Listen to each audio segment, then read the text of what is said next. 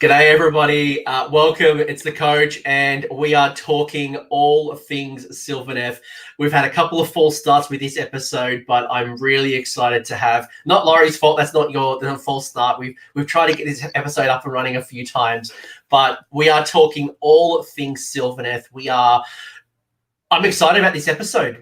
Laurie was one of my original guests when we did the faction focus, when the Battle Tome had just dropped. And Laurie, has run Sylvaneth for a long time and very successfully and competitively. He's come 7th at Brotherhood, which is 100 plus 130 player event. You came 10th at Bloodshed in the Shire. You came 3rd at the grand final of Age of Sigmar Warhammer World. Your accolades as a Sylvaneth player just continues on and on and on. And I keep getting a lot of requests. People are like, how do I build Sylvaneth competitively in the current meta? People just aren't running it. So I'm super excited to introduce Laurie. Welcome. Morning, Coach. Yeah, hello, everyone. If Coach looks a little bit older, it's because I'm 15 minutes late and I've given him a mini heart attack this morning. So apologies to anyone who was expecting us going out on the dot. But now I join you from my sunny garden in Surrey with a tree, other way around, behind me, just to show that I'm in nature. But yeah, thanks for those kind words. As you say, I've been playing Sylvaneth for since I started Age of Sigmar, basically seen them go through the different handbooks and the two different rule books as well, and stuck through them through thick and thin and tried to adapt with them as much as possible. And you're right, I had a really good run I went 5-1 at finals, 4-1 at Facehammer, 4-1 at Bloodshed in the Shires, and then also 4-1 at Brotherhood, which was of course a team event, but still took Sylvaneth to that as well. I'm quite experienced with them, and you're right, they're an army which feel a little bit behind the meta at times, but I still think they can. I think I've proved that they still can adapt and still can play well. Yeah, and I'm excited because I'm just looking at your rankings on the Bad Dice ranking system for the UK, and I think I'm reading your first official Sylvaneth event was February 2017. So if we look at how long you've been playing with Sylvaneth for, it's a long time, and the book has evolved a lot. I remember playing, friend of my channel, Liam. He's a big Sylvaneth player, or was a big Sylvaneth player. And when it very first started, it was about putting the woods on the table. It was about getting a one drop list. And then it kind of evolved to flooding the board with dryads. And this book's kind of just kept evolving over time. And a lot of Sylvaneth players have been really keen to know, how do they build a Sylvaneth list in the current meta? I think last time we spoke, we kind of predicted that Kurnoth Hunters would be the hotness. We'd move from dryads to Kurnoths. But I'd love to, and what we will do is we will unpack 2 of your lists. You've submitted 2 lists, and we'll kind of understand a little bit more about how you're building for the current meta, as well as what you've done successfully. And is it Kurnoth Hunters? Because I know I built like 15 Kurnoth Hunters, and I'm like, yes, Heartwood. I'm just going to run in with 15 Kurnoth Hunters. Probably not good for holding objectives, but Kurnoth Hunters are sweet. But enough about me. How did you get into Age of Sigmar? As you say, my roots are about 3 years ago. I started getting into Age of Sigmar. I'd played 8th edition down in Dorset with the Doggers lot, which is Paul Buckler and the people who live around him, attend his club, and then fell out of love with it a little bit, as a lot of us did when it went from 8th to Sigmar. The army I had taken in 8th edition didn't work in the same way, and so I had to adjust to Sigmar, and went to a one-dayer down in Dorset run by Chris Tomlin at Weymouth, one of his little one-dayers, Rainer Stars, I think it was. Paul Buckler lent me a really ragtag army. I think I had Archaon in it, some Plague Bearers, but it wasn't anything particularly good. Not a Sylvaneth with Archaon, because we could do that back in the day, right? God, that'd be good. That would have been good. That would be good. Before General's Handbook, you're like, hashtag it's my narrative, I do whatever I want. And he got lost in some words. You convert him a little bit, give him a stick or something like that. But whilst there, I saw Aaron Bailey, who's an excellent painter, and he painted a really beautiful Sylvaneth army. And I looked at it, And I was like, oh, I think even I could paint that. That looks like something which I'd enjoy painting and would suit my kind of level of painting. So actually, the original reason I got into Sylvaneth was kind of painting reasons, which I know will make a lot of people who know me really scoff at the idea that I bought an army because I thought I could paint it well.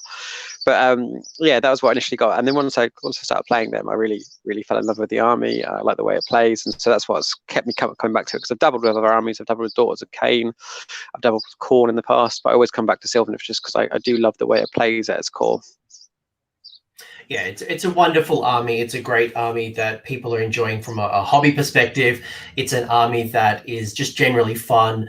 I know it causes some frustration at times, especially I remember tournaments having to bring some tournaments mandated with the old Wildwood. You had to bring the woods and the bases, and that was certainly a treat to do. But it's a fun army. I have my own Sylvaneth army. I do have 2K. And if it wasn't literally for Cities of Sigmar, I'd be playing Sylvaneth right now. I had committed, and I'm like, yes, I'm going to build a Realm of Metal Sylvaneth army. I was going to have them golds and silvers.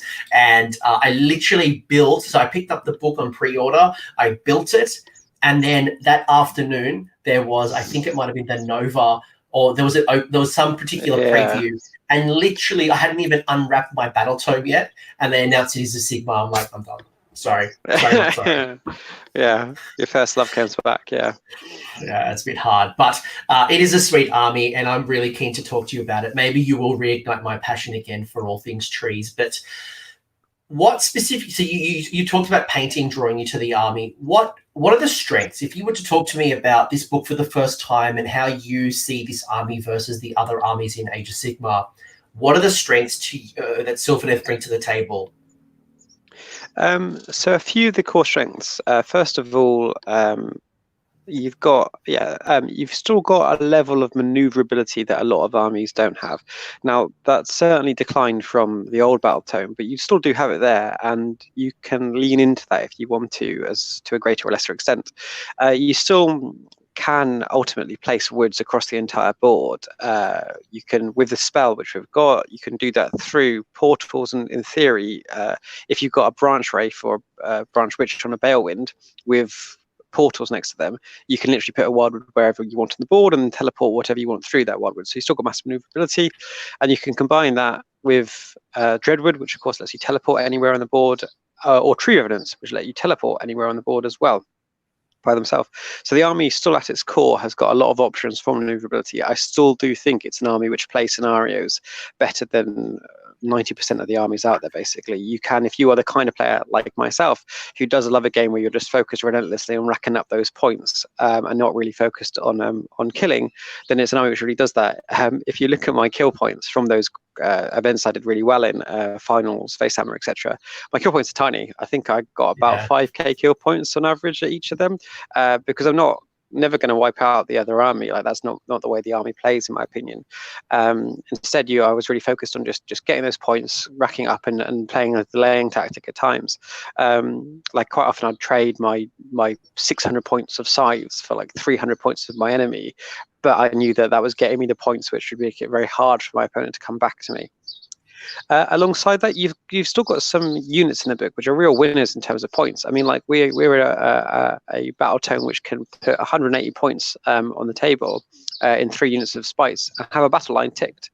So like, you've got really cheap battle line if you do just want to tick your battle line requirements and then go, all right, now that's my battle line done. Now here's all of my points into big beasts and into kind of hunters, into that.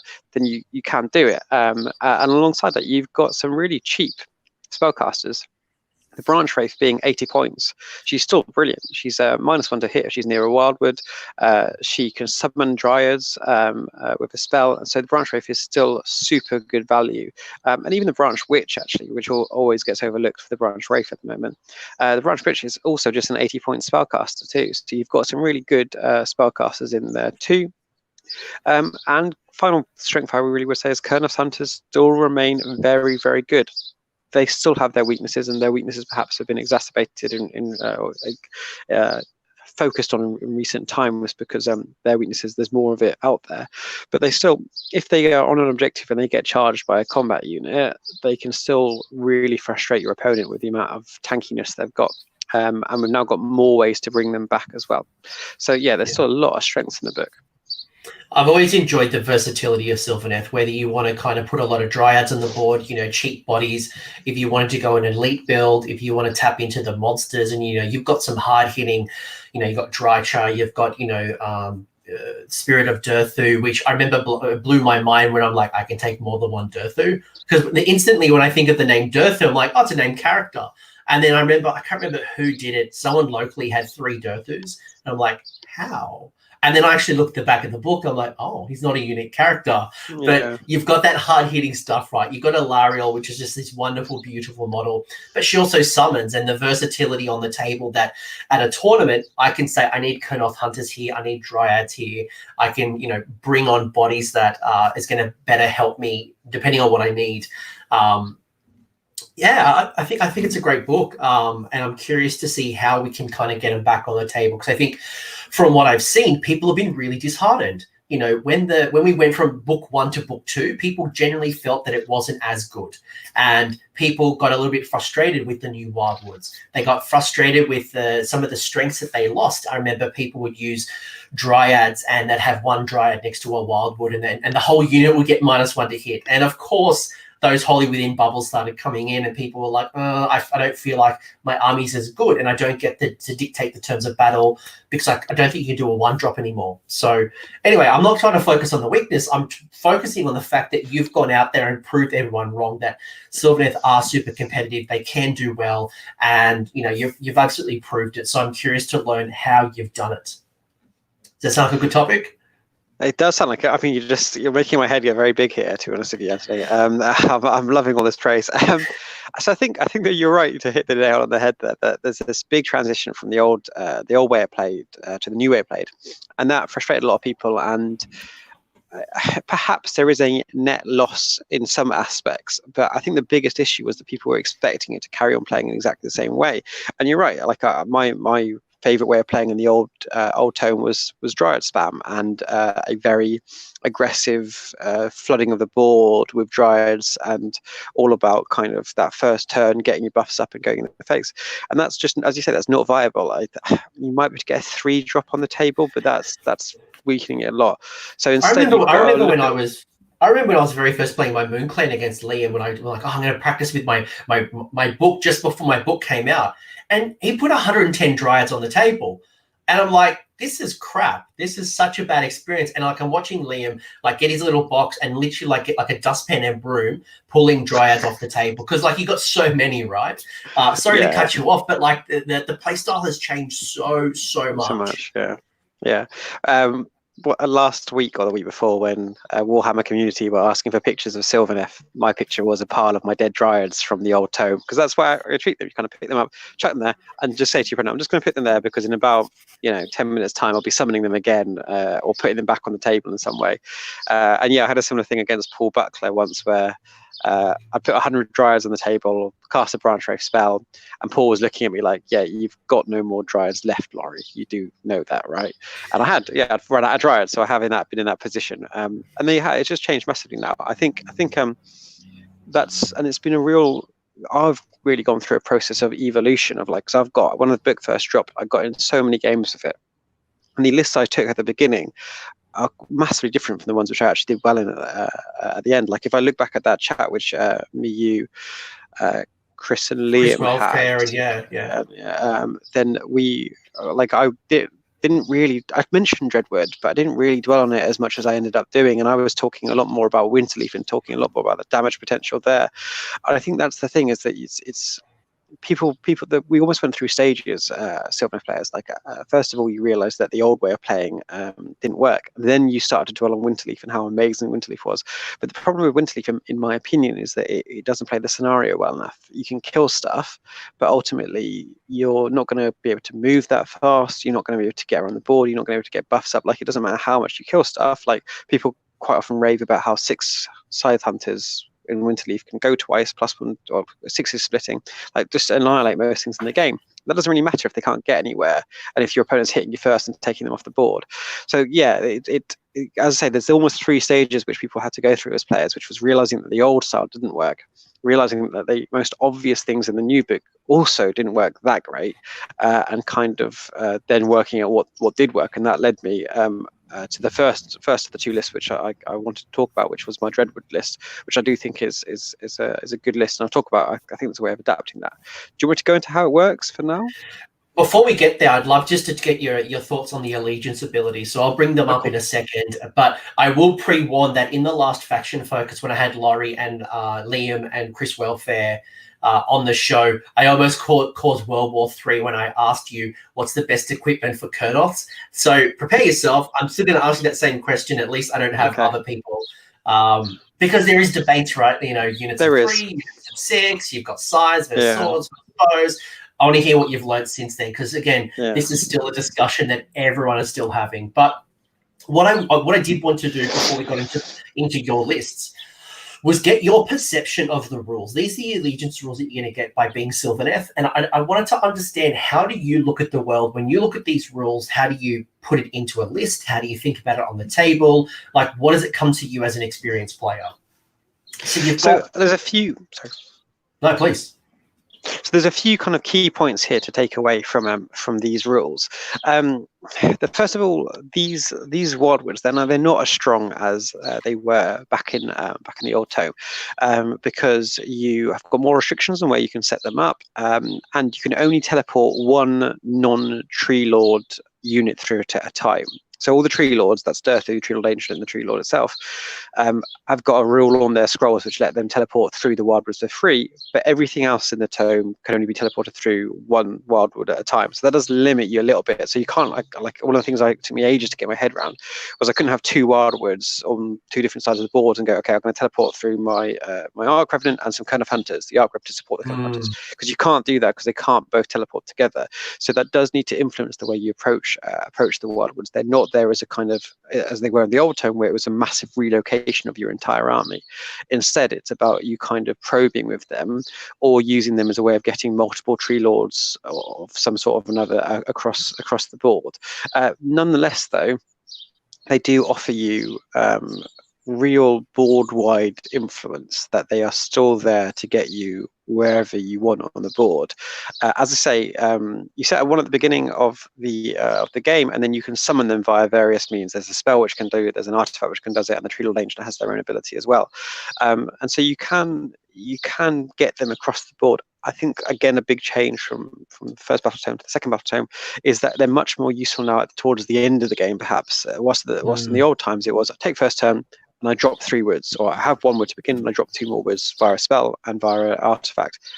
That's not going to happen as much now. It's harder to do that. Well, that was the strategy. You would build a 1-drop or a 2-drop at most. You make sure you take the first turn, throw down all the Wildwood so you can flood the board, and then you're able to teleport around and block off objectives. And even actually since the new battle tome dropped, we've also had new objective rules around, where terrain versus objectives can be. And I know that was another thing that kind of got people a little bit, I didn't have to deal with that. So I used to be able to put a Wildwood literally on an objective, put a bunch of dryads in the woods and make it incredibly hard to get that objective. So again, that was another kind of like beat stick against, it's become too hard. Those are the days, eh? Just put 30 dryads in a Wildwood on an objective, -1 to hit, +2 armor save. Oh, I miss those days. But turns out my opponents don't miss those days. No. So no, sorry. So there you go. And so that's why, like, as much as Sylvaneth players, you might complain, you might be annoyed about this change of the rules, I think they probably are better for our opponents and are a more interactive experience for our opponents. So I do overall do like the way they've changed. But you can, these new ways they use, they still have got that use. As I say, in particular, I think there's something you can look at in terms of thinking about spell portal and thinking about getting your woods across the board in the end game. Like you still, if you the rules are usable, like you still can get the woods down. I think you just need to really have killed some of your opponent's army. If they've got enough of their army left, they're going to block off a lot of the good places for you. So it's that idea in terms 3, 4, 5, you might have created some spaces for you to put your Wildwoods down. And that teleport, we've got the endless spell, Spite Swarm Hive. which gives +3 to charge, it's still, that teleport still combines exceptionally well with that, that you can, because that affects you in the hero phase, so you cast that, put it on a unit, they then teleport through the Wildwoods, and they're on +3 to cast if they're charging on a 6, potentially with a reroll if they're character or near a character or kind of hunter. So you've still got some really good synergy there with those teleports. Whilst we're talking about the rules, the one you've got there, Places of Power, which you just got the top of there on the screen, is the one which, once you get onto it, once you get your head into using it, it can be really useful actually, because Sylvaneth actually do struggle with Battle Shock quite a bit. But if you're remembering that, then you can basically, what I would tend to do is I'd have my unit of Dryads, or quite often I'd have my unit of Dryads or Spites or whatever. You put your Wildwood near the objective you know you're going to be sitting on, and then you make that your place of power, and then you've got basically whatever big unit you've put next to your main objective in your terrain is immune to Battle Shock. And so I played at finals, my final game, playing Matt, I believe it was, with his Daughters of Cain. He chucked Mrathi into my unit of 30 Dryads. I think it was on Battle for the Pass, if I remember rightly. I think it was. Maybe something else. Let's just say it was. Yeah, exactly. So I'm going to the details there. You're quite right. But he chucked Mrathi into 30 Dryads, and the Dryads just ground up Mrathi because they were immune to Battle Shock. They're -1 to hit, and so he was surprised at how actually at the end the Dryads have helped some Spites killed Mrathi, because I think he kept on being surprised that they just wasn't killing them, and I didn't have to spend CP to keep them in Battle Shock immune. I wasn't wasting stuff on them. They were just fine. So Places of Power, I think, is the most underused rule on the Sylvaneth tome. If you remember that, and if you really do think about, right, what am I going to put that as, then it makes a massive difference, because we are an army which struggles with Battle Shock, and that can help you tick that quite nicely. 2 questions before I move into your lists. One is based on the forest spirits, so your Wildwoods. The first question I have is, do you have any advice or any thoughts or any tactics, or like, what's the thinking that you have when it comes to your Wildwoods? Because I think for me, this is where some people get really confused. Like, do I drop 3 bases? Do I drop 4 bases? Like where do I put them first? Is it purely based off the teleport? And of course, each game and each opponent's going to be different. But is there any like methodology or any thinking that you have around your Wildwood placement? So the first thing I'm afraid I've got to say, and GW will love me for saying this, you need to buy 3 boxes of Wildwoods, because for each box of Wildwood you get 3 pieces: a big piece, a medium piece, and a small piece. And you need to have 3 of the small pieces, because those 3 small pieces come together to form your smallest Wildwood. So basically, if you're being serious about being a Sylvaneth player, unfortunately you do need to buy at least 3 boxes of Wildwoods if you want to play at the top level, because those 3 small pieces can fit in the smallest of the gaps. And if you do ever buy, or if you ever see a Sylvaneth player and ask to have a look at their Wildwoods, you'll see that those 3 small pieces, it's not that they're a little bit smaller than a normal size Wildwood, they're significantly smaller, and they can really, you'd be surprised at where they can fit in. Because once the game starts going, then your Wildwoods just need to be an inch from everywhere, basically. That's objectives, terrain, models, etc. And so actually with these small bases, you can fit them in a lot of places on the board. In terms of the other questions, where am I putting these up? So the first Wildwood you put down is actually quite restricted, because you've got to be 6 inches away from objectives, you've got to be 3 inches away from terrain. Like, it is quite hard to put it. So I do tend to put it, as I think I mentioned previously, I try to get it, if I've got an objective in my terrain, in my territory, or as close to my territory as I can, I try to get it close to that. What my kind of instinct will be is, if I've got one objective in my territory, I will put a Wildwood ideally just outside of 6 of that. I will then make that Wildwood my place of power, and that means that I can put some kind of battle line unit on my objective within 6 of the Wildwood and immune to Battle Shock. And that has like a few elements to it. If they're Dryads, they're -1 to hit, but it also means that they then can teleport later on in the game as well. They can just sit there, they're keeping your objective, you know, they're Battle Shock immune, so you don't have to worry about that. Your heroes can bugger off and do other stuff if they want to, because they're Battle Shock immune. And then it can be that perhaps turn 4 or 5, they suddenly can teleport through that Wildwood they've been sat next to, go up the board and make a cheeky claim for you if you want them to. So the first one I put down, I always put down in my own terrain, my own territory, and as close to my own objectives as I can get. The ones later are summon. I think it does depend quite a lot on what you're playing, basically. You still, if you can get away with it, if you have been given first turn, having a Wildwood kind of just centrally in the board still has a lot of benefit to it. but it really does depend on your list and things like that. Like the second of the two lists I'm going to talk to you about is the spammy one I took to this team tournament, which was 24 bow hunters. Now, when you've got 24 bow hunters, you actually don't want any of your wildwoods blocking line of sight. So I'd be really concentrating. If I did ever cast a wildwood up, I'd be concentrating on casting it well away from most of my army, because I didn't really want it hampering myself, to be completely honest with you. Yeah, no, that's great. And again, everyone's going to do their wildwoods differently. But if you're learning how to use them for the first time, I think we've just heard some really good advice. And even just thinking about your base a little bit differently, you may not have thought about that strategically to say, well, if I am struggling to put terrain on the board, a lot of armies now are bringing legions terrain. Some of them are getting to get to be put anywhere on the board. Your Seraphon, your OBR are just two of many terrain pieces you can put on the board. So you can kind of manipulate and put the right trees where you need them, and think about the base size. I think that's a brilliant call, really good call. The other question I have for you before we move into the lists is, you've got a lot of glaives, these sub-allegiances that allow me to kind of customize my force even more, whether it's Ockenbrow, Gnarlroot, Heartwood, Ironbark, Winterleaf, Dreadwood, Harvestboon. I think when we did this show last time, we kind of thought most of them were quite good. There were some that were clearly stronger than others, but most of them were kind of like, not a lot of them were like, no, I would never run that. How do you feel now about the glaives? Do you feel like they are all competitive in some description? Do you think there are some that are just clearly stronger than others? So I think we could put them in 3 tiers, if I'm honest with you. Tier 3, i.e. I've never written a list of these glades, and I don't anticipate me ever running them, is Oakenbrow and Ironbark. I just think the allegiance abilities don't synergize very well, and they don't work with what's good in the army. Tier 2, where I have written lists with, I think they're fun, but I think they ultimately don't play the scenario well enough, is Harvestboon, and then perhaps somewhat controversially is Winterleaf as well. I think both of those are quite killy, but actually I think they fundamentally, they're Sylvaneth already can be quite killy with kind of hunters, and so these are just making you good at something which you're already good at. And then tier 1, which is I've written lists for, and I've taken to tournaments, or plan on taking to tournaments, is Gnarlroot, Heartwood, and Dreadwood, which are the ones which I think actually their allegiance abilities are useful. I think they help us out in areas which we are weak in and we struggle with, and they do work well in amping up your army and making your army play better than it previously would have done. Yeah, no, I love it. No, great call.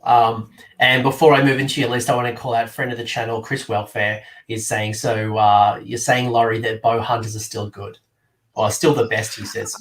They're not when are we going to do the hunter chat? That seems like it needs something by itself. Do a red versus blue. We'll do a debate on what the best equipments are for Colonels, and we're obviously going to see potentially some Colonels in the list. So everyone who is in the comment section or watching this later might want to tell us that we're wrong, because you should do your scythes in 9s, or you should be able to do swords in whatever. Let's look at the lists. So first things first, do you want to do your Heartwood, or do you want your Dreadwood first? Can we do Dreadwood first, if that's right? Sure. Just you're the guest. So you are Dreadwood, so we're Sylvaneth Allegiance. For everyone who's going to listen to the podcast later, I'll go through the list, and then we'll basically get some thoughts around why this model's in the army, what it brings to the table, etc., etc. So from a hero's point of view, you got your Arch Revenant, which is the general. It is walking around with the command trait of Paragon of Terror. The artifact is the Jewel of Withering. We have a Branch Wraith with the Spirit Song Stave and the Throne of Vines. We've got another Branch Wraith with Verdinous Harmony. So 3 heroes. They're all quite small heroes, no big tanky heroes. Let's start at the top with your general, your Arch Rev with Paragon of Terror and Jewel of Withering. Why is it the general? Why did you load it out the way you did? So first of all, it's the general because that gives it just a slightly bigger buff on boosting from its. It gets to pick a unit to reroll. To give +1 attack to, and because it's general, that becomes 12 inches, not 9 inches. It's a very small change, but basically that's why it's the general rather than one of the branch wraiths. As you've correctly identified, this list doesn't have big heroes, so you are. you're always going to struggle at the hero missions, and you always are hoping for a good matchup in the hero missions, because if you've got a bad matchup, you're just going to lose it basically. So that is one of the big weaknesses of the list. But I think I kind of came to the decision that the heroes in Sylvaneth just were too weak to mortal wounds, and so I therefore was steering away from them. Archgrave is my general for that reason. He's got this command trait, Paragon Terror. It's pretty. It doesn't really come up that much. It's a battle shock trick, and of course, so many things nowadays are immune to battle shock or have got command points. I think it makes them reroll successful battle shocks if they're within 6 inches. Really situational, very rarely comes up. But the artifact Jewel of Withering makes him -1 to wound from melee weapons. I just found that he does occasionally get into combat, and for things such as hero missions, it's good to have that on him. But you could put it on a branch wraith. Like that artifact, again, that artifact isn't really key to the list, to be completely honest with you. It's just on the Archgrave because, as I say, he might get in combat a bit more than the other two might. The key thing here on the heroes is this next branch wraith, who's the really important piece. So the first of the two branch wraiths, branch wraith 1, as I affectionately call her, has got the Spirit Song Stave, which lets her cast twice, and Throne of Vines, which gives you +2 to cast. So you cast Throne of Vines to give you +2 to cast, and then you can cast normally Spite Swarm Hive, which is the one which gives you pluses to charge. So like that's your classic combo. Turn 1 is Throne of Vines, and then summon up the Inner Spell. It's also worth noting that as currently written, Throne of Vines does stack through the game. So turn 1 you can be +2, turn 2 +4, turn 3 +6, and I've been +8 or even +10 in the past. That was fun. My opponent really enjoyed me not rolling any dice to just autocast spells. So I played Tyler Emerson, Scrubbian Wells on Tabletop Simulator, his Sylvaneth, a couple of weeks ago, and he put his branch wraith on a Balewind Vortex. So as you can see, what he's doing is he's going Throne of Vines, Throne of Vines, Throne of Vines, and I'm like, this like +4, +6, +8. It just absolutely keeps stacking. So that stack comes as long as you don't move.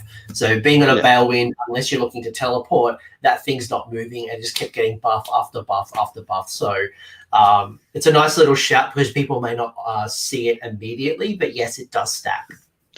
It's also worth noting that the wording of when you summon a Balewind is that you place your model on the Balewind. You don't set up on the Balewind. So you can even cast Throne of Vines, then cast Balewind, and you keep your +2 for next turn because you haven't set up your branch wraith on the Balewind. You've placed him on the Balewind, placed her on the Balewind, which everyone loves that. So that is I think that's the most spammy and abusive thing in the book, to be honest with you. That's the most thing which is likely to make your opponents get annoyed. Because, of course, branch wraith, as well as summoning Wildwoods, can also summon up Dryads. And so a key part of the way this works is that by turn 3, 4, and 5, quite often you're auto-summoning Dryads with this branch wraith. So you can just, you can guarantee yourself 10 Dryads each turn, because that branch wraith will sit at the back of the board, next to a Wildwood, just summoning, turn 1, summoning up the Spite Swarm Hive, and then turns 2 onwards, summoning up Dryads. Have you got 2 branch wraiths for redundancy of summoning Dryads as well? Not really, no. You've got 2 branch wraiths because they're really good value, and because you just, for 80 points, there's not a lot you can get, which is better, really. I know some people like Tree Ravens, but I think that a second branch wraith is just useful for the versatility offers you, because first turn that branch wraith will probably try to summon up a Wildwood or summon up some Dryads. It just gives you, you've got some spells you want to cast for turns 1 and 2, when the other branch wraith will be concentrating on getting your endless spells up, basically. Yeah, no, because some people might be looking at this list going, well, I'd rather have 1 branch wraith and 1 branch witch. And I know some people do take the branch wraiths in pairs so that they've got better positioning on where they can summon, or should one get kind of killed or sniped, they've still got the ability to summon the 10 Dryads through the course of the game. Yeah. And you need that. So the actual key part of the list really is the endless spell, the Spite Swarm Hive, for reasons I'll get into. And you need to have 2 just in case one of them gets killed. It makes it a little bit harder, and they are quite hard to kill because they're -1 to hit, as I say. When they're near a Wildwood, you get them near a unit, they're -2 to hit from shooting. So they are hard to kill, but you need 2 to just make them that little bit harder to kill normally. Anything you'd add to Verminous Harmony and having a second branch wraith? I'm glad that other people struggle saying that as much as I do. Verdurous harmony. It brings back a kind of hunter. It's normally because you kind of hunters are teleporting across the board. Normally you're not getting that off that much, but it's the best one to have as redundancy. As I say, that Wraith is normally summoning up Wildwoods or summoning up Dryads. But Verdu, that spell is the best spell. Yeah, there you go. Is the best spell to have if you do have a second spell up for grabs. Because the Girth Hunter's wounds are 4 wounds, 5 wounds, 5 wounds, 4 up armor save. They are tanky. They are very tanky. And we'll get to them later, obviously, but just put that into context. Bringing back 5 wounds a turn is quite a juicy spell. And unfortunately, it can't. Please. It does cast on a 7, so that's why it's not worth kind of banking on it. It's not worth relying on it, because that branch Wraith, of course, hasn't got any buffs to casting, and so you do need to just bear that in mind. Anything else you want to mention from a hero point of view with this Dreadwood list? I think I've covered the key parts there. Sweet. So from a unit selection, you've got a unit of 10 spite revs, 5 spite revs, 5 spite revs. Then you've got 30 dryads. To wrap this all up, you've got the Outcast Battalion. So that is having 3 spite revs in that battalion.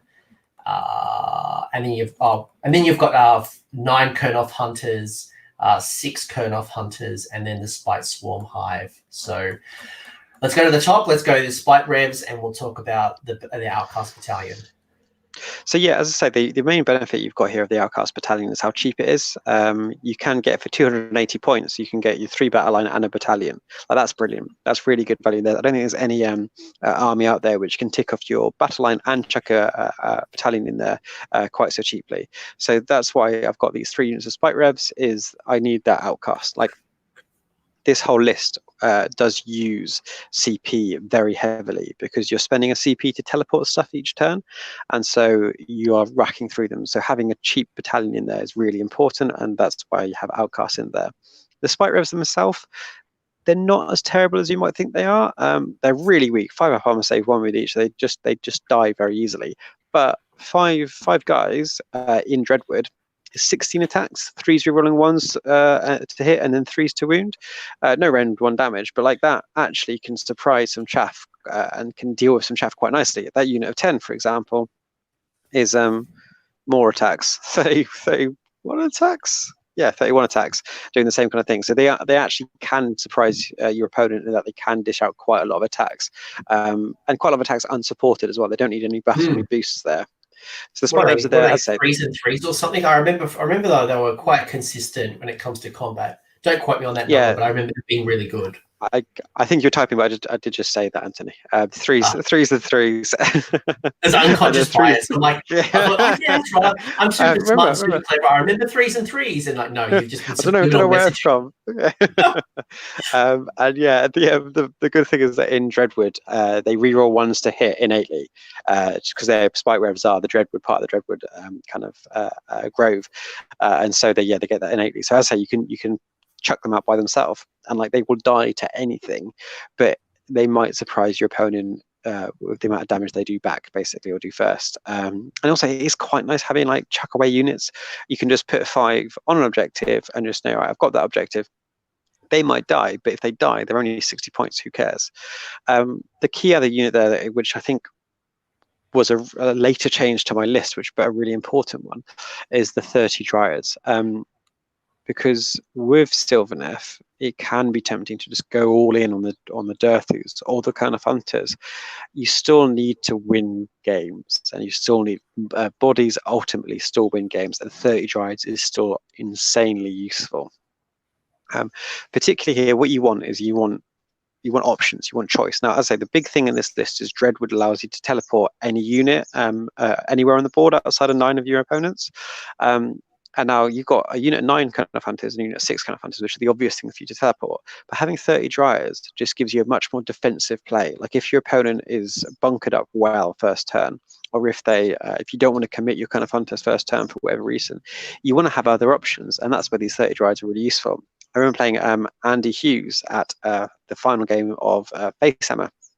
and he had deployed really well. He'd kind of got he was playing Fire Slayers, and he'd got his massive killer unit in a really good position where I knew that if I hit with kind of hunters, they'd fight first and they would just take a big chunk at me. So instead, I just picked up my 30 Dryads and I just spread them all the way around him and just pinned inside his unit.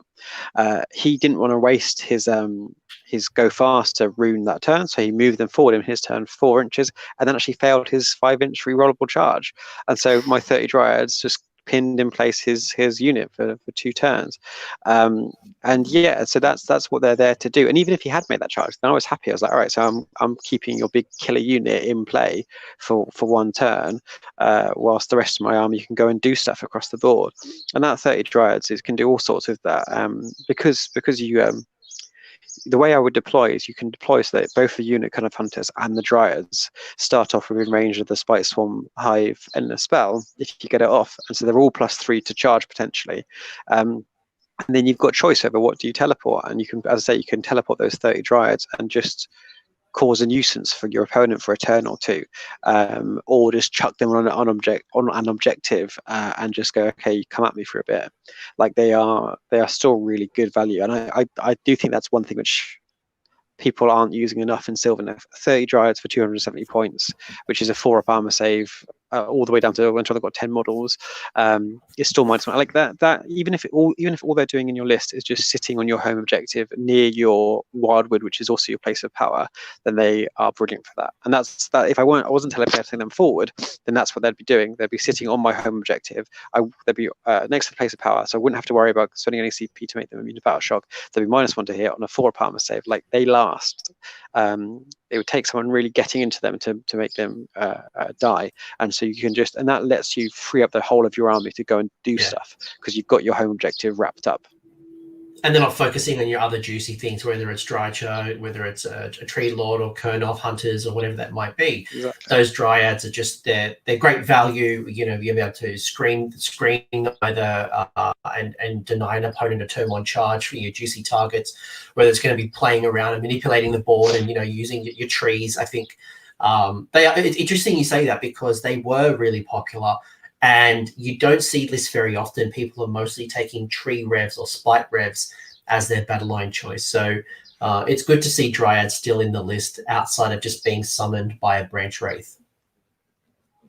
Yeah, I agree. As I say, just in terms of the value for money, 270 for a 30 is still a good equation.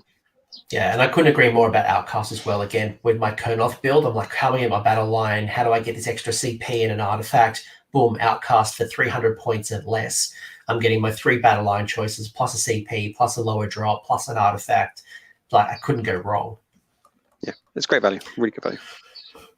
Moment of truth. We've got 9 Kurnoth Hunters and 6 Kurnoth Hunters. What are they equipped with? Because you haven't told me, so I'm like drum rolling here. Are they bows, swords, or scythes? And how did you get to that?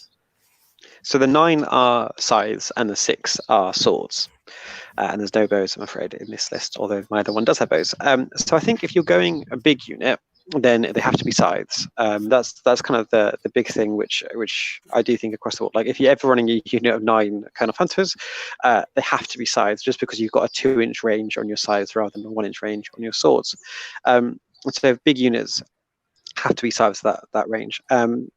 I think, like the general rule, if we're talking more generally about kind of hunters, like it comes up in the Sylvaneth WhatsApp chat once every 2 weeks, once a month, and the response, the generic response is, if you're running them in 6 or more, then you run them as scythes. If you're running them in 3s, then run them as swords. But that's the most straightforward response I can give you. And then bows just fulfill a different role. Here I've got a 6 of swords. But the reason I've got a 6 of swords is that I am teleporting with this army now. When you're teleporting, that gives you more flexibility. And so with the six are swords, with the idea that they are there quite often as the first punch. They're there to clear gaps for then the Kurnoth Hunters of scythes to go in and really do the damage. So like turn 1, my opponent might have deployed really well, bunkered up quite nicely, but they've only got 1 screen perhaps in their army. They might just have 1 screen, and I kind of look at it and go, okay, quite often it's clan rats, for example, which my opponent has got as a screen. And I look at that and kind of go, okay, that's a poor trade-off. I'm about to trade off 400 points of Kurnoth Hunters for 320 points of clan rats. Like, this is the trade I'm going to do. But I will remove all of their bodies, and then all their juicy units are then open to my kind of hunters of size later on. So you pick up your 6 kind of hunters with swords, chuck them into your opponent's face, wipe their screens. Now those kind of hunters will be hit back by their entire army and probably die. But if you've then left them with no screens for your actual bigger unit, then that's a good trade-off.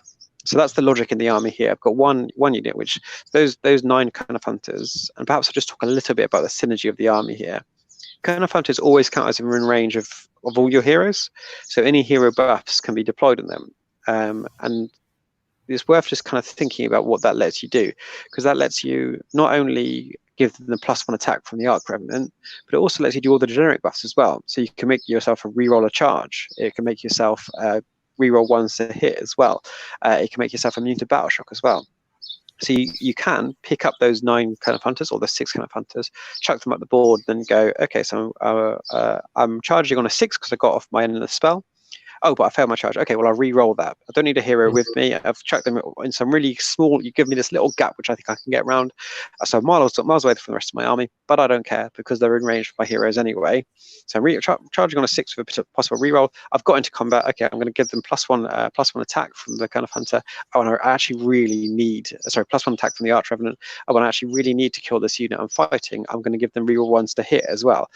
And that's, as I say, where this army is really CP heavy, because what I'm talking about there is costing you 3 or 4 CP, but you can just delete a unit, because those 9 kind of hunters could be 36 attacks, 3s to hit, rerolling 1s, 3s to wound, -2 Ren D3 damage. Like, that's killing most things realistically. And so because they fight in 2 inches, they're fighting in 2 ranks, so you can be surprised. You can normally get most of them in really with this charge, because you're teleporting as well, so you get to pick your positioning. Similarly, those 6 kind of hunters can be 30 attacks, 3s to hit, 3s to wound, -1 Ren, 2 damage, with 6s to wound, doing a mortal wound in addition. So both of those are actually really quite killy, and they don't need a hero babysitting them, which with the teleport tricks of this list is really important. Because like with those kind of hunters, you could pick them up, put a big dent in your opponent's army, they get hit back, you lose 6 of them, but then you just make them immune to battle shock, and so they therefore are tying up their opponent for another turn, whilst the rest of your army goes and gets points and does stuff. So so that's why the kind of hunters are in the unit sizes they are. The 9 give you that real punch. The 6 let you clear screens, but also worth noting that in Dreadwood, because you're teleporting 1 unit, that's why I don't have MSU units of 3, multiple small units of 3 of the kind of hunters with swords, because you're only teleporting 1 unit, so it doesn't seem worth it. In other builds, sorry, yeah. No, I was just saying, the burning question I had for you when you finished was, most people would look at this and think, why doesn't he just do 2 units of 3 to have versatility, but more importantly, knowing that Kurnoth hunters with swords don't have the range that the Kurnoth hunters with size have. So wouldn't it be better to do 2 units of 3? And I think you've articulated this brilliantly. And I guess then add Vernon's Harmony as well to be able to bring back a Kurnoth hunter. The chances of doing that in a unit of 6 is far greater than a unit of 3. Unit of 3 can be wiped out in a single turn, depending on what you're facing. But taking down a unit of 6 can be quite difficult. It's a very, very hard task. Yeah, I agree. I did think I articulated that brilliantly. Actually, I couldn't put it better myself. Sorry, you are the greatest thing since sliced bread when it comes to Sylvaneth. Stop it. I think that's it basically. I think if you're running it outside of Dreadwood, then going small units of 3 for the units of swords is a very viable tactic. But in Dreadwood, you want big units. Same reason I've got a big unit of 30 Dryads. Same reason I've got big units here is that you're teleporting 1 unit a turn. You want it to be a big unit you're teleporting, really. I think it's also great to remember, because again, most people may not remember this, or in the thick of the battle, it may just slip to their mind, is that those Kurnoth hunters are going to be able to get those command abilities and those benefits outside of those traditional ranges, which means you don't have to take your Archrev up the table with them. You can keep it well protected while still getting the benefits. So you might be able to, correct me if I'm wrong, keep it in a Wildwood where it's being blocked from a line of sight. It's very hard to target, while still using your different benefits to buff those Kurnoth hunters. It's worth remembering that the Archrev does start the game by flying, so it wouldn't be blocking line of sight. Of course, yes. But a little cheeky trick is if you've got damned on your side of the table, then put your archrev next to the damned, take the damned, put the wound on your bug, and then he's no longer a flying, and therefore you can hide him in a Wildwood. So if you're playing someone who's got a really shooty heavy list, like a Cities of Sigmar list with 30 crossbows, and you want to hide your archrev, then try to find that damned, take the damned, put it on your guy, and then run him into a Wildwood. Because that's what I would often do with my archrev. So just put him in the corner of the board, like as far away from everything as I could get him, because he does move 12 as well. So if you do need to get him into play later on in the game, then he can get there. But you're right, you really need to protect that archrev. He's giving +1 attack to those kind of hunters. And he is only 5 wounds, sort of 6 wounds. So keep him out of the way as much as possible. Yeah, love that. And I love that little sneaky take a wound. If it's damned, that'd be great. And then, you'd lose that ability to fly. That's brilliant list tech. Love it. It's not even a list tech. It's just like, this is why we're paying the big dollars to get Laurie here. Mm. Finally, you've got your endless spell, which is the Spite Swarm Hive. So 2 parts to this. 1, why the Spite Swarm Hive? I think we know why it's there. But 2, why did this list comes in at 1970. Why didn't you find another endless spell to fill it up to something a bit closer to 2,000 points? Two good questions there. First of all, you pick Spite Swarm. So Spite Swarm Hive, what's a really good question is Spite Swarm Hive or Cogs, because Cogs would fit in the list. Like Cogs is 30 points more. I've got 30 points spare. Why not go for Cogs? Now, Spite Swarm Hive's big weakness is that, or 2 big weaknesses, is that your unit has to be wholly within 8 of it to get the buff, and the buff only goes off on a 2-up. So if you roll a 1, it can hurt you quite a bit. But the reason I went for Hive over Cogs is that it does only affect you. You're not giving those pluses, +2 to move and +2 to charge to your opponent as well, which is really beneficial. And actually +3 rather than +2 is really brilliant. I think 7 River reroll, if we're thinking charges, 7 River reroll is, I think, 80% of the time you're going to get that off. 6 River reroll is 90% of the time you're getting that off. So just knowing that I'm pretty guaranteed a charge the vast majority of the time if I get Spite Swarm Hive up and on one of my units is big. And again, that's actually why you need 2 big units of kind of hunters, because you're basically going, okay, if one of them rolls a 1 on the Spite Swarm Hive, I can always teleport the other one. Like I might want to be teleporting swords, not scythes, but you've got the options there, which is important, and so that's why I went for Hive over Cogs. Really, is I like that it's only benefiting me, and I like the +3 rather than the +2. Why I didn't then, to answer your second question, why I then didn't chuck in a cheeky Quicksilver Swords or something like that, is that this army really likes triumphs. It likes the vast majority of the triumphs you get. Now, I've already mentioned that you like command points. So if you get the command point 1, brilliant. You're going to get through those really quickly. But you also, that unit of 9 hunters, it loves the reroll save one. It loves the reroll hit one. It loves the reroll wound one. It even loves the reroll charge one as well when you chuck it forward. Like the charge one's not as great, but if you've got that charge you really need to make, you just go, all right, I'm using my triumph for reroll charges. Even loves the immune to battle shock one. Not on the kind of hunters, but on those dryads. You pick up those 30 dryads, teleport them someone with that immune to battle shock in your back pocket. They get hit. You've got 7 left, but they're in the middle of nowhere. You just use your triumph from there. So all 6 of the triumphs at the moment, this army loves. So I really think it's worth going for 1970 rather than an endless spell, which I'm probably not going to use that much. Actually, that it's really been killer having triumphs in the past.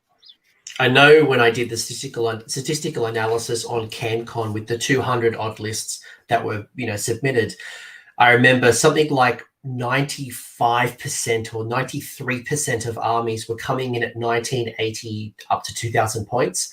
There was such a small pool of people that were coming in at 1960 or 1970. So by almost guaranteeing yourself a triumph, that payoff is massive compared to taking, Maelstrom or Quicksilver Swords or Gravetide. So don't get tempted to spend the points. I like what you've done if you're at that 1970 mark. It's a good call. I think good call. The only winner in all these games I've played, as I had those 3 tournaments back to back with this list where I been great with it. I think I played Archaon. I played Lee and his Archaon, and he was doing the same as me, going for 1970 because I wanted to triumph for Archaon. But apart from that, I think pretty much every game they were 1980 plus, so I was getting my triumph. No, so like one in every 15. You might find someone equally to use. That's a pretty good trade-off when you think about the benefit you could put on.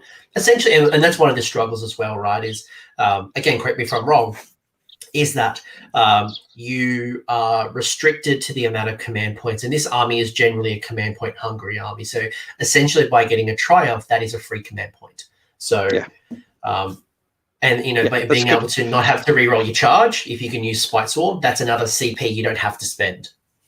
100%. That's a really good way of looking at it, is that you're basically looking to save a CP in some way, either by getting the CP or the reroll hit triumph. If you get that, then you're not spending that from a command point by the cannon hunters. Like you're trying to save yourself a CP in some way, and the triumphs do that basically.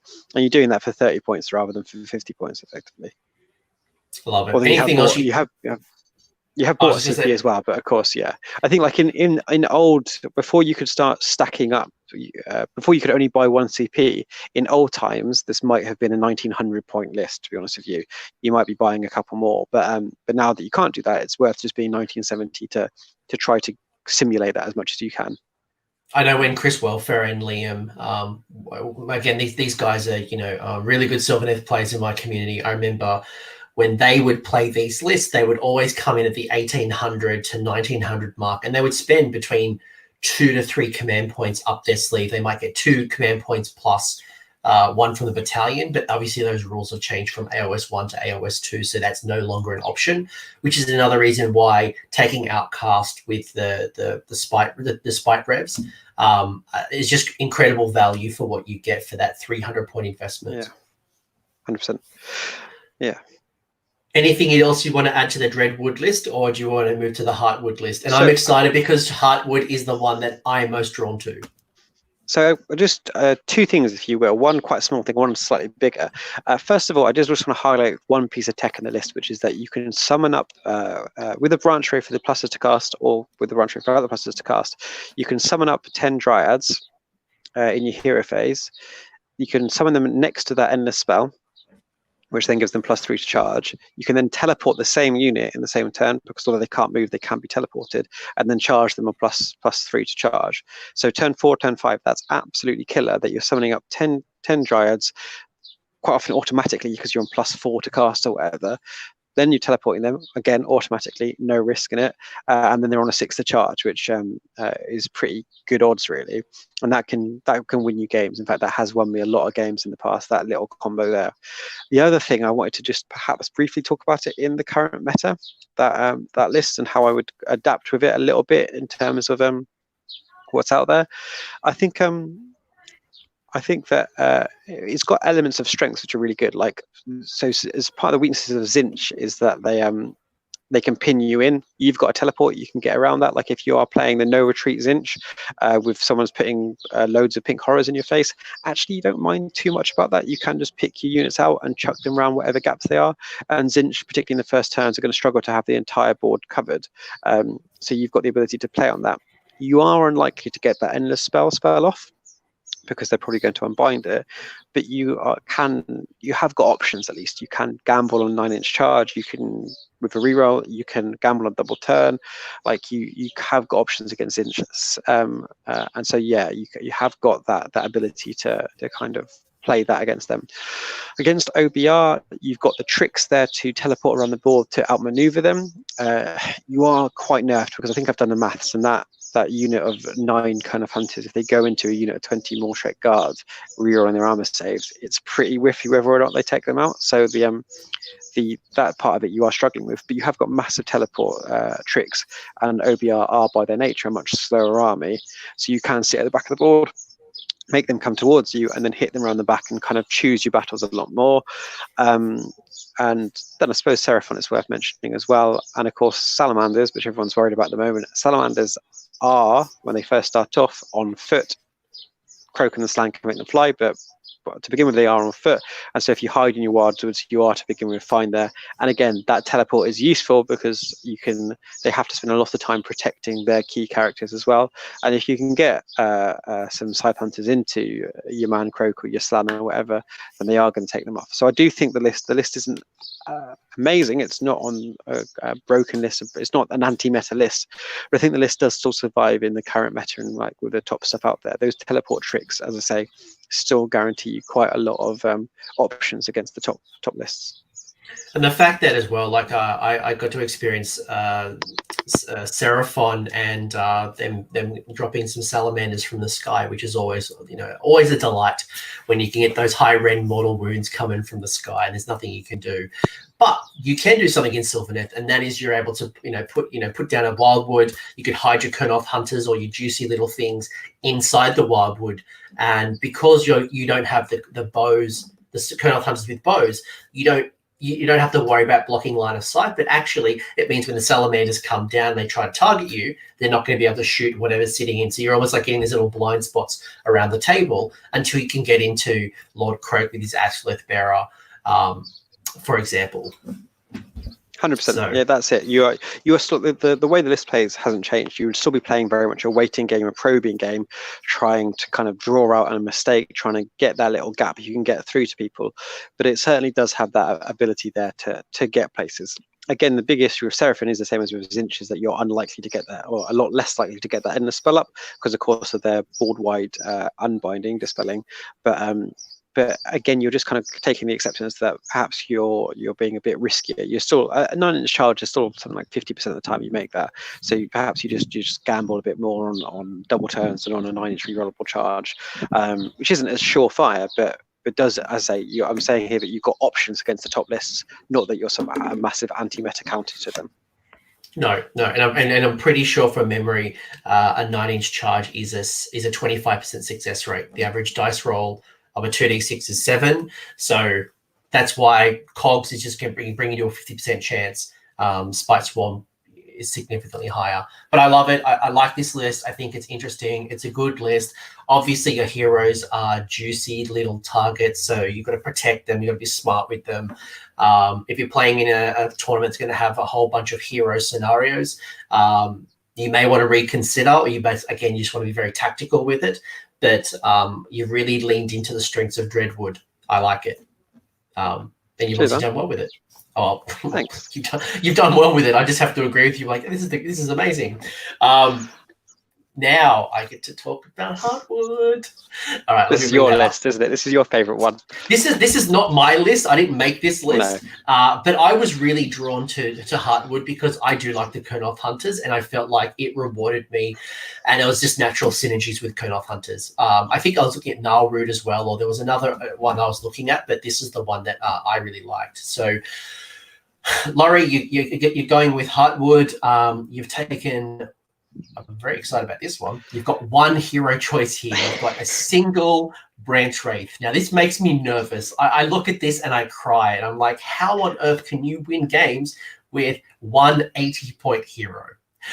So I should preface this list by saying this is a list which I took to a team tournament, and what I really will do, I'll go over what the list, how it works, but I'll talk about how perhaps you could adjust it to a more balanced list for actually running to a proper tournament, because this was built. I went 4-1 with this list, but it's built in a way which, as you say, will just lose certain matchups. Like this one would really suck at hero missions, but in a team tournament you can dodge that. So just think, like I say, I'll if we go over this list and kind of how it plays, and then I'll talk briefly about how you actually would normalize it effectively. And by the way, folks, what we're talking about here is just 2 examples of bringing a strength into the book. If you're like, I really want to run Alariel, or, I want Durthu, or I want Drycha, for example, absolutely look at the foundations and see where you can put in your favorite hero. If you're a big believer of Kurnoth hunters with bows, again, really tailor these lists to your liking. But here's just a couple of examples to kind of see how Laurie thinks about his army and then puts it on the table. So we have the branch wraith, who is the leader. They've got I forgot to put the artifact. the artifact on it is the key thing here. The artifact it allows you to re-roll all of your hit rolls if they are wholly within 12 of her. For kind of hunters, re-roll all their hit rolls if they're wholly within 12 of her, and she'd have the spell to bring back kind of hunters again of Adjurous Harmony. So that basically makes her a massive buff piece for all kind of hunters. The ability to re-roll hit rolls just innately is good across the board, but it's amazing for kind of hunters with bows, which I'm going to get onto in a second. So yeah, she's an awesome buff piece, which allows you to buff all the kind of hunters in your army, which is where I'm going with this list, as you will see in a second. So that artifact is the one that comes naturally from Heartwood. So that is Horn of the Consort. And Heartwood's got some pretty cool stuff, right? Add one to the bravery characteristic of Heartwood units when they're within 12 of a hero. You've got a really cool command ability. You've got a command trait as well. There's a whole bunch of cool stuff, I think, that synergizes well with the Kernoths. But let me not ruin Christmas. Let me unwrap the present as we go along. We do have, from a battle line perspective, so we've got 5 tree revs, 5 tree revs, 5 tree revs, 5 tree revs. So four units of 5 tree revs. As a Cities of Sigmar player, this unit is becoming one of my favorites when it comes to cities. Why is it in your list? So you need your battle line.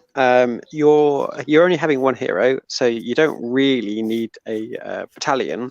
And you're basically building your army to kill stuff, and then in the end turn, teleport around the board and get the gold, claim the objectives. And that's what the Tree Revenants are here for. Tree Revenants are here to do your teleporting for you. You're going to be deploying them way back at the beginning, the back of the board to begin with, and then once your kind of hunters have shot everything off, because that's what we're kind of building this list around, then you want some battle line which can actually do the teleporting, and that's why I've gone for Tree Revenants, is I want a unit which can do that. I should probably give credit here. This list is partly mine, partly Dan Bradshaw's, who loves a bit of spam, and it does stink at Dan Bradshaw, and you can see why, because it is spammy Max spam. But yeah, it's a good contrast from my other list in that respect, in that it plays in a very different way. So shout out to, I think, he's still the current UK master, is that correct? I guess so. I guess he is, yeah. Although, I mean, this season's kind of void, so I guess, yeah, he is, yeah. Yeah, so shout out to Dan. Shout out to Dan. God love him. He's a good man. Anything else you want to add? Look, I love tree revs. I love that they have the little wave pipes and they're able to teleport around the board. It's unconditional as well. It's not like you've got to be within a certain part of the board. They just like literally pull out their little pan flutes and just teleport around the board. And for 80 points, what's it, 10? They're great. They're great. Absolutely great. They are great. It's just worth noting they do die. Yeah, they're brilliant. They can teleport anyone. But there's 5 models in a unit. There are 5 of armor save. They're going to die to chaff. They're going to die to most things they come across, and that's why knowing when to teleport them, knowing when to stick them back is a big part of this army. I think when I first started playing this list, I was too often teleporting them turn 2 or turn 3, thinking, okay, this is my chance to capitalize. I've kind of weakened this part of the board here. Going to go and take that objective, and I might fail because they've got effectively a rerollable charge innately, and I'd fail my rerollable charge, and then I'd be like, okay, well now they're out in the open, and that unit of my opponent's unit of 5 hard boys have killed them off basically, because they're just so weak. So it's worth noting that whilst their ability is incredibly cool, they don't rely on them to kill things, don't rely on them to hang around. They are just good as a teleporting unit. Yeah, I mean, don't go buy a big block of these and think they're going to do the same job as a Dryad. No. And, even if you just take one unit, they're a wonderful threat, come turn 3, come turn 4, especially as you start clearing the board or opponents start moving from their objectives. These units are brilliant, or people will often forget about them.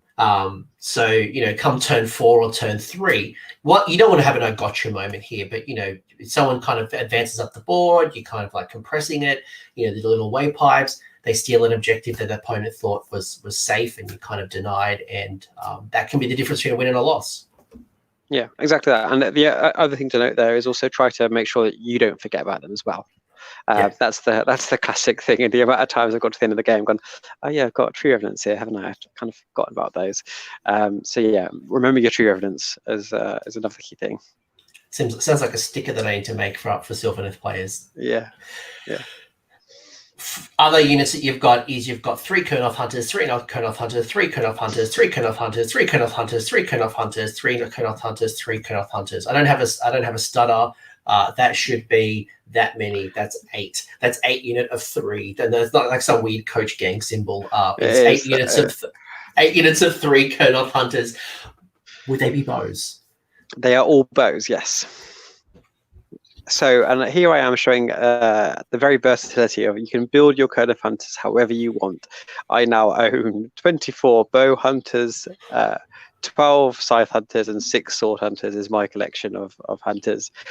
More than I ever thought I'd need, but for this list, it works. 8 units of 3, because you, and as I say, this is just linking massively with that branch ray for Horn of the Consort artifact. Which is giving them all rerolls if they're wholly within 12. You can fit all of them within 12 because that's effectively 24 inches kind of wide. So you can fit 24 Kurnoth Hunters in a buff of 12 inches. Yeah. because it's effectively 24 inches, isn't it? Because it's either side of her. And so you've got to be careful, and there's a lot of measuring as you're deploying, but they will fit. And then you've got, as I say, at that point, you've got what's the maths here? So you've got 16 shots, which are 3s rerollable, 3s to hit, and then you've got 32 shots, which are 4s rerollable, 3s to wound. All of those are -1 rend. All of those are D3 damage as well. Yeah, D3 damage as well. So that's good, and that's at a 30-inch range as well. So you've got good. That's good.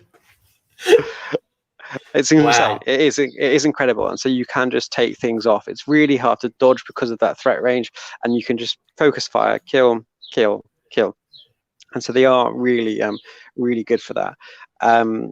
What was I going to say? It's also worth noting that the artifact, it isn't reroll failed hits, it's reroll all hits. So even if Lookout Sir comes into play, then at that point it's 5s rerolling or 4s rerolling rather than putting the 4s and the 5s to one side. And that's massive because it really does up their impact. And you can just, those little characters which your opponent's army really relies on, you can just take them off, which is a really strong thing. That's actually a really good call. I just want to pause for a second here, and that's some really smart list tech folks I want you to think about, because traditionally with a reroll, the wording normally says that you get to reroll failed hits, and a failed hit when you have a modifier like a -1 to hit from, let's say, Lookout Sir, the -1 doesn't come into play until after the reroll. So the sequence of order, rerolls happen before modifiers. So technically, that's not a fail until the re-roll. But the fact that the artifact allows you to re-roll all hits means that you could be, for example, if you were using your Kurnoth Hunters with swords, you could re-roll a hit trying to fish for more 6s. Or in the case of the bows, you can try to avoid the -1 to hit and pick up what should be a fail and re-roll it. So that's brilliant. I just want to pause and make sure you capture that, guys. That's glory. You just want to pause and dwell on my brilliance for a little bit, is what I heard there. Look, you're the one out in the garden with the birds chirping. I'm inside. It's late at night. I just want to bask in your glory because it's lovely here. It's just the radiance of Laurie is just like absolutely glowing on me. I'm going to be better off for having this conversation with you. I like to think everyone viewing this is going to be better off for this conversation. It's very nice here. It's about 22 degrees now as well. And everyone thought that England is all miserable. It's actually glorious. And as you say, I've got little birds. They just follow me everywhere. Now that I'm king of the Sylvaneth. I love this as well because, and again, whether you guys go completely crazy like Laurie has with 24 bows, or you try to find a middle ground, you can take out that Lord Crowe or that Astrolith Bearer sitting at the back of the board because it's got a 30-inch threat range. You're able to re-roll those hits and absolutely just focus fire, take that thing down. Your Mortek Guard, they're not going to be able to re-roll their saves with their shields because that is only in combat. So you're able to kind of take down those Mortek Guard a little bit easier. You can kind of reach out and touch those Hurricanums that are sitting at the back of the Cities of Sigmar army. There's just a lot of cool versatility in the bows, and it's something that, again, is worth considering in the current meta.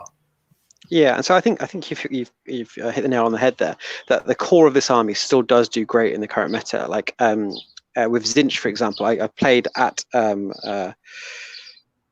Brotherhood at the team tournament, my first game was against Change Host, and this was old Change Host in the old rulebook, but the way it played was still that kind of focused around the key characters. And it's just really hard to dodge a 30-inch a 30-inch range for the kind of hunters. And those kind of hunters are great at killing Lord of Changes. They're just doing enough damage. And so you've got that against Zinch, nothing in that army relies on magic. You've got to be able to hide your little key character, yes, but you still, nothing in the army relies on magic, so you have got that reliability, that you have got that defense inbuilt, and so you can really kill stuff like that. As you said as well, you can reach out and hit Crowe, you can reach out and hit the Slan, you can reach out and take out those Saurus Guard which are defending Crowe. Like you've got that range there. OBR, yeah, again, they don't reroll their armor saves. So I played against Steve Curtis a lot with this list as we were prepping for Brotherhood. I think that it's a harder fight than I initially thought with OBR. Like them not rerolling, it's still a 4-up armor save with the 6-up death save, and you are slow too in that list really, and you can't. Yeah, so I found that if I played Nagash, I couldn't beat him because the 2-up rerolling one's armor save went to a 3-up rerolling one's armor save. So Nagash and OBR, I think that list just can't beat. But normal OBR, I think you're right, you do have options. And so I almost would view, like, I think if tournaments were up and running, I think taking that list and trying to adapt it to the current meta would be a really good thing to do. You might drop 3 units of the Kern of Hunters, give yourself 600 points, chuck in another hero, maybe upgrade that branch ray to a Tree Lord Ancient, just so that it's not going to get shot off or magicked off first turn. It might give you that something a bit more reliable to put your artifact on. Or yeah, you might drop, like just off the top of my head, drop 2 units of Kern of Hunters. That lets you put in place a Tree Lord Ancient, put the artifact on the Tree Lord Ancient, and then with your spare 140 points, you can upgrade the Tree Revenants to a unit of Dryads for a bit of a scream. Because as I say, that list is 100% built for a team tournament. I was accepting I was never going to be playing a hero mission. If I did play a hero mission, my team, well, I was the captain of the team, so I'd be expecting myself to lose that. So I wouldn't put any kind of pressure on that. Similarly, like I was trying to avoid any army which had loads and loads of wounds, which would take me a while to shoot through. Instead, I was playing armies which had key buff pieces which I could shoot off, big heroes which I could kill before they got to me. So the armies I beat were I beat the Change Host with that list, and then I beat 2 Rogue Idol heavy Warhammer ones, because you just shoot off those, and then the rest of the army, and then you shoot off the characters, and then you get a rely on bravery to do the rest. And then I also beat Tom Maudsley and his Beastclaw Raiders list. So yeah, the classic with the 3 or 4 big guys, and because again, you just shoot them off from range. Yes, you worked out the math that his effective threat range first turn was something like 26 inches, whilst mine is 30 inches. I'm outdropping him, as in I have more drops than him, but I can still just put them so that he has to take first turn. No, he gave me first turn, and I just shot off one of his characters straight away. So it is yeah, so you have got, there's certain armies you're very good against. What if I was to build on that list? I'd go away and start trying to prep it so that I'd be, how can I fix myself against the armies which I'm going to struggle with? The army I lost against at the end in that was Darren Watson and his masses of Blight Kings, because there's just too many wounds there. And so that's what, if I was building on that army, I'd kind of think, okay, what can I do against these ones which have got too many wounds and are really quick? Because he got across the table super fast, got into me, and I just couldn't churn through his wounds quick enough. Yeah, and so that would be the step, I think, with that list, is you've got to think about how you adapt and how you make it more nuanced list. A chap called Chris Francis, who lives actually just around the corner from me in Guildford, he's taken a much more balanced version of that list, where you have some Kern of Hunters with scythes and swords. Because it's worth noting that corner of the consort is all Kern of Hunters. So it would be your swords. It actually works quite well with MSU swords as well, because they're re-rolling all their hits as well. So there is something that you could definitely adapt that list to make it something a bit more versatile than it currently is. And in my Heartwood, I had my Arch Rev that was going to buff by 2 units of swords with that. And, my big block of scythes were going to, I didn't quite need it. Again, it'd be the bigger block. It might have been a bit harder, but it was more about getting the mortal wounds from the swords. But I think, folks playing at home, you've seen 2 different lists, and I think you've seen that Kurnoth Hunters are strong in the book. but not necessarily you're going to go all in with Kurnoth Hunters. We've seen a variety with, we've seen the Outcast Battalion with Spite Revs, we've seen Tree Revs, we've seen Dryads still have their place, we've seen the Branch Wraith, we've seen the Arch Rev. One thing we haven't really seen, though, is your big characters, whether it's your Tree Lords, whether it's Drycha, Spirit of Durthu, Alariel. I guess maybe high-level overview or just your general thoughts. Is there a place in the current meta for these characters, and why didn't they kind of find their spot in your lists? So their big weakness has been the weakness they've had ever since 2017, since I first started playing, which is that they just lack mortal wound saves. So Durthu, Ancient, Alariel, all have got a 3-up armor save. There's all kinds of ways that you can heal them and bring them back up, but they don't have any kind of mortal wound protection innately, and they've only got 12 wounds each, so they just die to mortal wounds really quickly. And there's a lot of mortal wounds out there, basically. And so it's quite hard to protect against that. So that's why they're not in my list, because I felt that they just die too easily. Having said that, they are comparatively cheap now. Durthu's now 300 points. So you can fit in multiple, and it's Rich from somewhere up north. I think he's played with the Newcastle a lot, but I don't really know. North of Birmingham, in England, and he ran 3 Durthus and Alariel, and like you've now got that option where actually you can almost make up for their lack of mortal wound save by just having multiples of them. Alariel's still a bit of a tricky one in that I think she is good value for her points, because you are getting 200 points free. You're getting a unit of kind of hunters with her. She's 600 points. Is she a 400 point character? Probably is around that, actually. The reason she's not in my list, and I love her, I love Alariel so much, but the reason she's not in my list is that she's still a bit of a risk, basically. I found that you are limited in what you build with the rest of your 1400 points because of her. But again, it's not like, I do think Sylvaneth, despite their weaknesses, they're not an army which you can rule out anything. Like, there's not much in that, apart from like I think it's the Warhammer Underworld character, Yunathari, whatever her name is. She is garbage. But almost anything else in the book, I think you can take. You can take it, and I wouldn't, if you're using it in the right way, I wouldn't say that it's terrible. Like, I think Drycha's shooting attack is actually great against OBR. It's doing, if you put her in Naru, it's doing about 4 or 5 mortal wounds on average a turn from the shooting, I love Drycha. I think she's brilliant. I remember playing against her in the 2nd edition, or so the current book of the Sylvaneth, and she's great. She's absolutely a beat stick that just is run by herself. She doesn't need any support. If people focus on her, brilliant. They're not going for your Kurnoth Hunters or your other models. If they ignore her, she does the flutterbys, or she kind of does the swat, she's angry or whatever. Just absolutely just annihilates, whether it's the shooting attack or the combat attack. So I think she's a good point investment, and whether you kind of sit on the side of realm artifacts or you don't use realm artifacts, who knows what's coming in the new General's Handbook. Durthu with Gaia Strike is brilliant, or Durthu again just coming out of the woods and just absolutely fully healed, just going in, just does absolute damage. You just got to make sure that Durthu doesn't get wounded, because once you get into about half strength, he becomes rather useless, and as he's known, he's not called Durthu anymore. He comes Durthu. Indeed, yeah. And I think, but what the point is with Durthu now is that he whiffs, doesn't he? He whiffs a lot. But if you've got multiples of him, then you're almost making up for that. Like 2 Durthus, suddenly you're like, okay, 2 Durthus, actually one of them might whiff, but not both of them.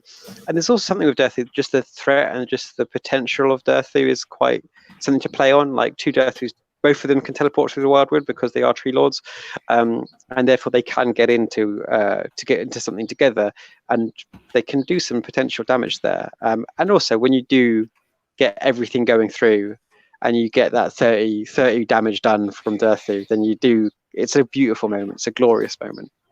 Speaking of glory, I'll never forget when Liam first ran a Durthu at me with the old Lawmaster with the Hand of Glory, which allows you to reroll all hits and all wounds. It is Durthu, just absolute beatstick. No longer with us. You can't do that anymore, but my gosh, Durthu is just an absolute monster. I love it. But I think, again, what I'm hearing from you, if I kind of summarize this, is that there's not a lot of bad units in Sylvaneth. You've proven again and again that Sylvaneth is competitive. There are ways to handle the meta. Whether you go to your next tournament when everything kind of resumes, And just understand that this game is probably at a scissor, paper, rock moment where you are going to have bad matchups and you just can't handle a certain army, whether it's, 60 Mortek Guard in a Petrifix Elite, and you just accept that limitation and go for the 4-1.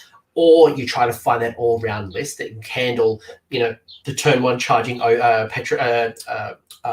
more Crushers and Stonehorns, but then the magical supremacy of Zench and Seraphon, and then you can accept those limitations, or just go and lean into your strengths. And I think we've seen two varieties here, but certainly not the only ways to build Sylvaneth. 100%. I think also just on that, because I think that's a really interesting point, which people quite often perhaps overly dwell on. Think about what you want from a tournament. Do you want to be the kind of person who wants to be in every single game? Like, if you want to be in every single game, you need to build yourself a balanced list. But that doesn't mean you could go. So at LGT, which I haven't mentioned, London Grand Tournament, I went 2 and 3. I like building balanced lists. I like a list which I think can take on anything. But that means that you might have a tournament where things just don't go your way and you do poorly. Do you want that? Do you want to be in an army which can take on anything but might go poorly, might go badly? Or do you want something which you think if you get the right run, everything could go your way? And it could be that, all right, if I'm building my list to take on these things, but as you say, I'm going to auto lose to that. Are you that kind of person where you can accept that you might turn up at the table, look at your opponent's list, look at your list and go, right, I've lost this. I'm just out of this. Like, what kind of player are you? What do you want from your tournament? And that does impact the way you build your lists. Because that kind of hunter one we just looked at with 24 bows, that theoretically could go 5-0 really easily. If you get the right run, if you play all the right people, you're going to win. There's certain armies which just can't handle that kind of ranged firepower, but you could also auto lose 4 of your games. So just think about what you want from a tournament and what you want from an army in general. But I think that's a more wider question, perhaps. And I think when we look at whether it's the Honest Wargamers stats, whether you look at my emerging meta series, the armies now at tournaments are relatively balanced. When I say balanced, I'm not talking Palais level, but you've got a really good spread across the board. You're going to find a little bit of everything, whether it's a little bit of cities, whether, like there's representation of every faction, and there's no crazy blowouts. So, like I know when I was building my CanCon list, which was the last major tournament I went to before the shutdown, I've got to think about how do I handle KO, Seraphon, Zench, Slanesh, OBR, more tribes, all the different cities. But all of them have different strengths. So it's basically, I'm going to rack my brain trying to handle everything. How do I handle, KO coming from the sky and then, Slanesh turn one charging me with depravity and or do I just lean into my strengths? And if I find an opponent that I'm going to struggle against, let's say it's, 60 or 80 more tech guard, cool, the pressure's off. I can try some new things and still go for those 4 wins. So, and you just gamble, don't you? When you have your tough matchup, you just go, okay, I'm going to do this Hail Mary, all or nothing play, and it might go off, it might go wrong. In fact, most of the time it would. Maybe this is a 70% of the time it goes wrong, 80% of the time it goes wrong. But if you're just accepting that the rest of the time you're going to lose, you just go for those plays, don't you? But it also means that, and this is the big thing again and again and again, the biggest thing you can do is practice your army and play games with them so that you know what you're good against, you know what you're like. You can maths hammer, you can theory hammer out stuff as much as you want, but you do just need to get games in, basically. That's the be all and end all ultimately. And I think the proof's in the pudding, whether you're sitting here thinking that Sylvaneth is not competitive, or you think you are competitive, or you're somewhere in the middle. The reality is that Laurie has played this army since 2017. Not exclusively, you've certainly played other armies, but you've played this army for a number of years. And you are in the top 20 when it comes to England's top performers based off the ranking system. And you've podiumed quite often with Sylvaneth. So it can be done. You've paved the way. It's just practice. It's about adapting to the meta. It's about leaning into your strengths. It's about learning. I think this is an army that is tough to initially grasp because you've got the movement shenanigans, you've got your buff ranges, there's a lot of things to consider. And once you kind of nail that, you will be in a good spot. 100%. I've got 2 final questions and we'll kind of bring this home. The first question is a bit of like a high level question, and that is accepting that that we all play different scenarios and we play against different opponents. Fundamentally, how does Sylvaneth win on the table? Like, what's the core of the strength and how do they win the games? Look to take out, and I think this is across the board regardless of what army you're taking, look to take out the key pieces of your opponent's army. Look at the opponent's army and think, okay, what's going to hurt me? Is it their big unit of whatever? Is it their key support pieces? What is it which you really fear? And then you should be building, you should have hopefully built your list in a way which can target that. Both my lists, which I've just shown you can do that, but even if you've just gone for 2 Durthus and an Alarial and Drycut, like, because of your movement tricks, you should be able to target the stuff which is the biggest threat to you. Go after it, neuter it, and then that allows you to play the rest of the game a lot better. And I'd say it might be that you're trading off your big point unit for it. At Bloodshed, I traded my 9 Curve Hunters of Scythes for 1 unit of 280 points of Plague Monks. Like I basically made that trade. I killed some Clan Rats as well, but I was making that play because in my head, and I won the game. In my head, it's like, right, that unit of Plague Monks is the big threat for me. That's what can do the most damage to my army.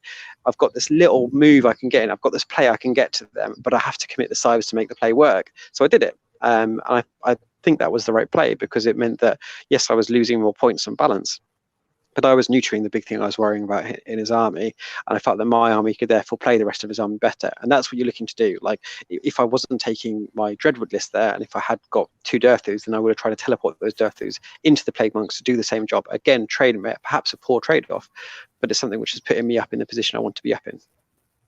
Yeah, no, brilliant. And, again, this is not an army that you're going to have to kill 2,000 points of your opponent. The amount of times I've talked to Sylvaneth players and their opponents killed more of their army than they have, or I know in some super defensive builds, there's been, like kill points is like 100 to 150.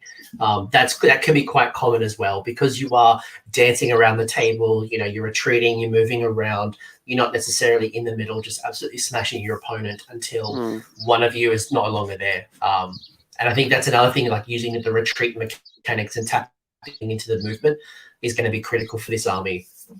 Last and final question, and we'll bring it home. What have you learnt from all of your time playing this book that someone picking up this battle tome for the first time may not be obvious to them? Like, based on all your experience and playing on the table and things that, again, are just not prevalent when I pick up the book for the first time. So I think the big one there, which took me a while to get to, is your ability to summon up Wildwoods is much more varied than you might think.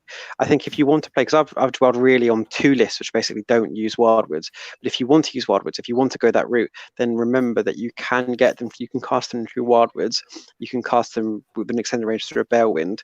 Your ability to get Wildwoods up is not as bad as you first think it is. So that's the big thing I wanted, that's the thing which I think I learned after playing it for a while, is that when you first play, you think, oh my god, I can't get Wildwoods anywhere.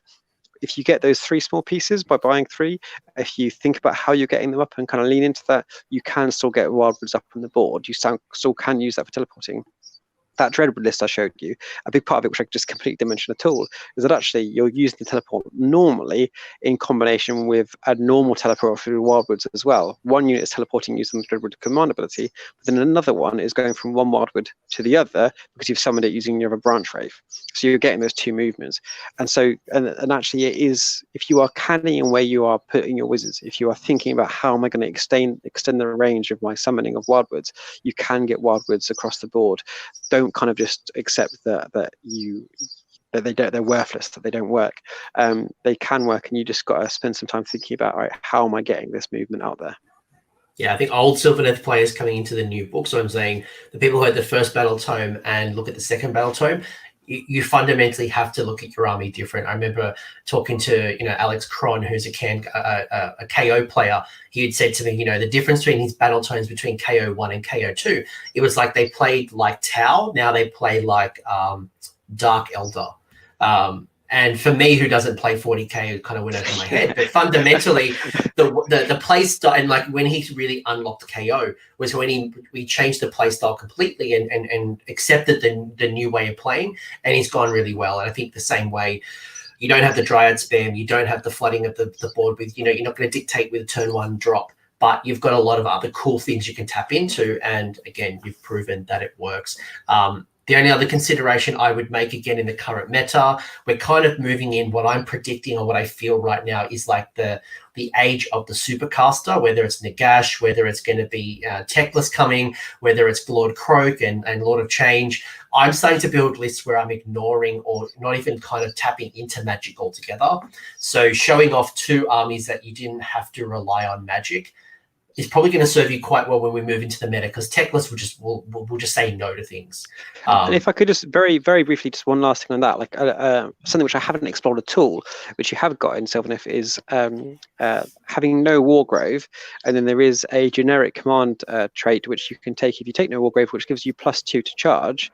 And so what you can do is you can completely not rely on magic at all. You can summon a Wildwood with no magic from your Tree Lord Ancient.